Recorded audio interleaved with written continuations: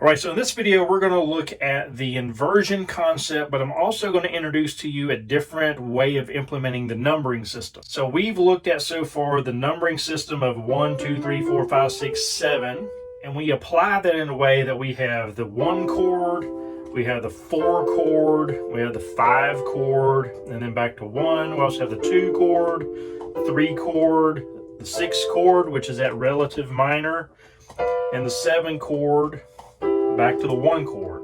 Now I want to show you a little different way to implement this numbering system, not necessarily applied to chord progressions, but playing variations of the chord itself. So let's first look at the inversion concept, then I'll show you the way to implement this numbering system a little differently, and then I'll give you an example of how we can play a song using the various inversions, as well as doing some modified variations of the chord. So let's look at the key of C for a little bit. In the chord of C, we know that C gets the number 1, D is 2, E is 3, F is 4, G is 5, A is 6, and B is 7. So we know to play every other note for the major C chord. And then we have chord 1, chord 4, chord 5. We also have chord 2, 3, 6, which is the relative minor, and the 7, back to the 1. So we've already talked about all that. But what I want to show you in this video is you can also, instead of just using this numbering system to figure out what chords you're going to play, you can actually use variations of the chords. We can take the standard C chord, and we know this is called the major triad. Now we can flip these notes around as well. We have the C, the E, and the G. Now, as long as we're playing those same 3 notes, we can play these notes in any order we want to. So we can play it as the standard triad, or we could flip the notes around a little bit and do what's called inversion 1, which means the C gets played up here instead of down here. So this is the standard triad. We can play the same 3 notes of E, G, and C up here. And this becomes the inversion 1 of that chord. Now we can also put that C note in the middle of our notes, and that's called inversion 2. So we have the C, we can play the G there, and we can play the E up here. So all 3 of those are the C chord. So you have the standard triad, inversion 1, inversion 2. The same 3 notes over and over, just at different places on the keyboard, to create different sounds using the same 3 notes. So that's one concept you want to get a hold of, is playing different inversions. A lot of times people play an inversion on the left hand while playing the primary triad with the right hand. I'll leave that up to you to explore. That's a little bit about the inversions. Now let's also look at chord variations. So using the numbering system, what we can do instead of playing the chord as a standard chord is we can play a variation of that chord. A very common chord variation is what we call a C2, or some people refer to it as a C9. What that means is we, instead of playing 1, 3, and 5, what we can do is actually play the second note of the diatonic scale and just give it a different sound. It's still playing the C chord as this main root note, but we could add that in there to give it just a nice tension, some people call that. Instead of the major chord, we could do a C2. 2 because that's the second note. 1, 2, 3, 4, 5, second note. Some people call it a C9 because that's also considered the 9th note. If we continue to go up, 1, 2, 3, 4, 5, 6, 7, 8, 9. If you want to play it that way, that's technically the 9th note. Either way, you're playing the same 3 notes,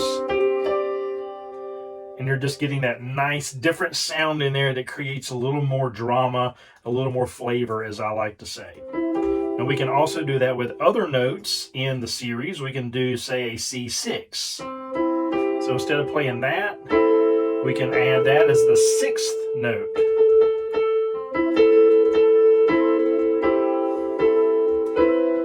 Now, of course, it'll be a C7. We're just adding the 7th note in the chord. 6, That's the standard triad or a 5. That doesn't sound that great, but that is a C4. Typically, I've never really heard that one used in a popular song anyway, but in some cases you may want to use that 4. Of course, the 3 is the middle harmony, the median note of the chord. That was a very commonly used chord. So I like to use this with a song called I Surrender All. Now I'm going to use this concept in the 1 chord and the 4 chord. And I'm going to do the F2 in the 4 chord. We could call that a 4-2. I've even heard it's done as 1, 1, 2, 4, 4, 2, 5. You could also do it there as well, but I usually leave that as a standard 5, then go back to the 1. And I'm going to be using a song called I Surrender All, and it's going to sound like this. I surrender all. I surrender all to thee, my blessed Savior. I surrender all.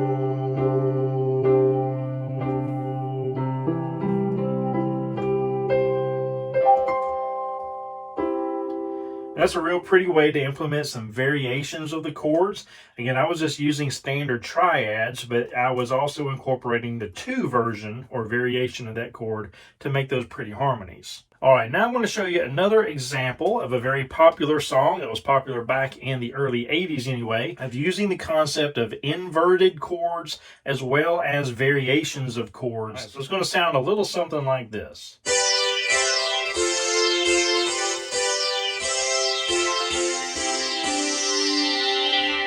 You may recognize that from Van Halen's 1984 Jump. And all they're doing there, they're playing this in the key of C, and they're playing the 5 chord, and then they're jumping up to the 1 chord, but they're actually playing it in an inversion 2 format. And all you do there is you play these 3 notes, then we're simply moving these 2 fingers up to the C configuration, but staying on the G. So we have G chord, which is the 5 chord. That is a 1 chord inverted in what we call inversion 2, because C is in the middle. All right. And then they're simply going to chord 4 there. See, F chord. So they're going 5, 1, 4, 4, 5, 5, 1. Again, we're playing the 1 chord as a second inversion. And then we're going back to the 4 chord. We're playing the 4 chord here and then here. So you're playing it in standard triad version, then inversion 2 version. F is in the middle. It's still the 4 chord. And then we go down to chord 1 in the standard triad version. And then we go to the C2 right there. And that's all there is to it. So it's simply the 5 chord, 1 chord in version 2, 4 chord, 4 chord, 5 chord, 5, 1 in version 2, 4 chord, 4 chord in version 2, 1 chord, and then the 1 chord with the 2 variation.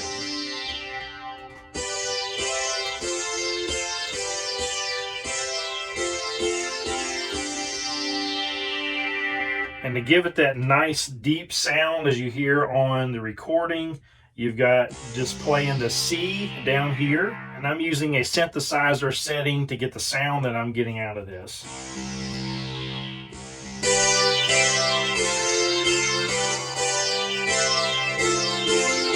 When we hit that C2 chord, we're going to be hitting the G note down here on the left hand. This time I'm going to stay off the sustain pedal, let you hear what it sounds like that way.